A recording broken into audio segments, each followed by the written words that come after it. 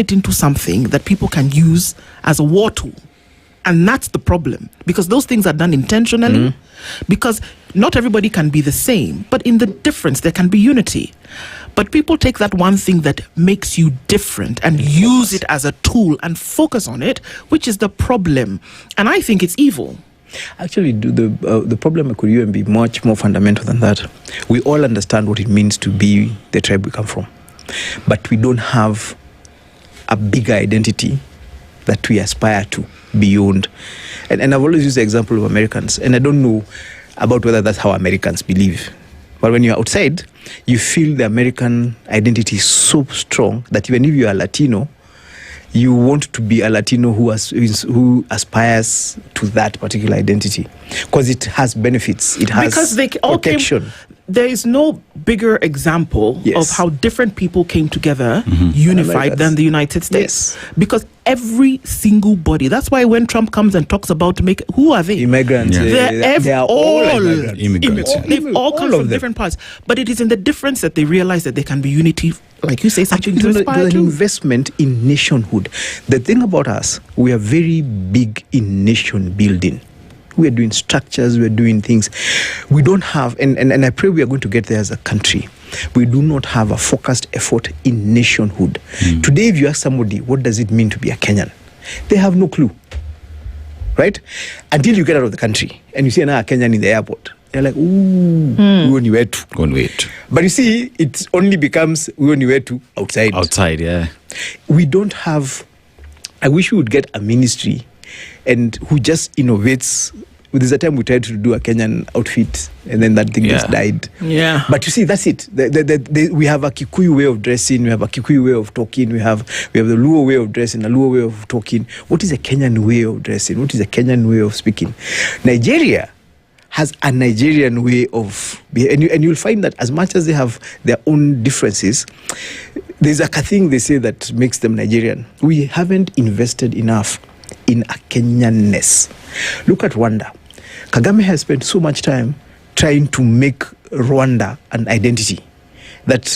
Why? Because they know where they're coming from. Yeah. And you need to have an identity that is bigger than the one that you were born with. Yeah. So that even as you wear the one you were born with, you can aspire to the created one.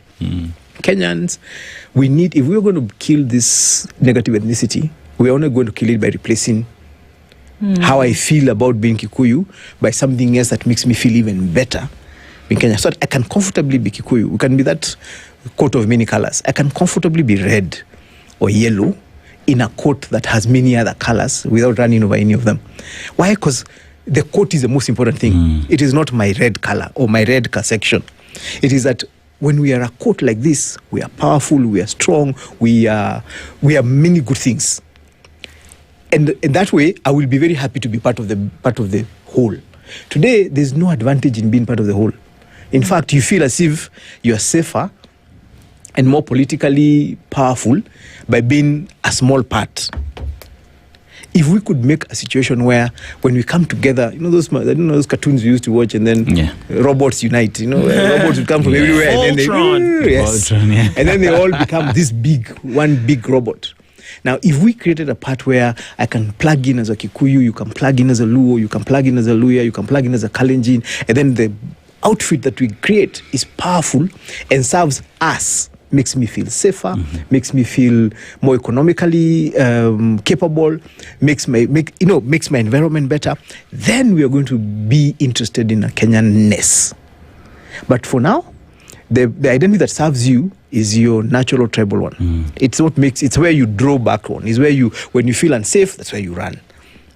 We don't have that identity that is Kenyan that you run to out of the one you were born with. That's what, if we can invest in nationhood building, and I've always felt that our politicians lose that point by taking the easy way out. It's harder to be a nationhood builder. You can do roads and things, but to create a culture that the Americans have created, where all of us are different. So the only way we're going to survive is by creating something that is new, that all of us identify. And you watch the Americans, there's a lot of investment in Hollywood, in their American identity. That's how one American guy will kill a bunch of people from other communities because you want to say, yeah, as guys. So when you're watching that, you're like, oh, that is an American. Oh, it's good to be an American. Now, and that comes up with arts. It comes up with the study, the what you're studying in school. Mm-hmm. We don't have a Kenyan history. Yeah. We have a Kikuyu history. We have a Luo history. What is our Kenyan history? What is? Or are we not old enough to have a history? Maybe also we are too new as a state. Well, not necessarily. You get, but that's where we are coming from. Because actually, when you say that Rwanda is building their own identity, and then we there are people who are doing it, and they're doing it because they're scared of what not doing it means. Us guys are not scared enough. Mm-hmm. We have 2007 as a scarecrow somewhere in the, but I don't think it's like it didn't scare us enough. Because if it had scared us enough, we would not be going back there again. We passed a new constitution that tries to make tribal politics hard. And yes, it does make it hard, but we are simply in our game. In this political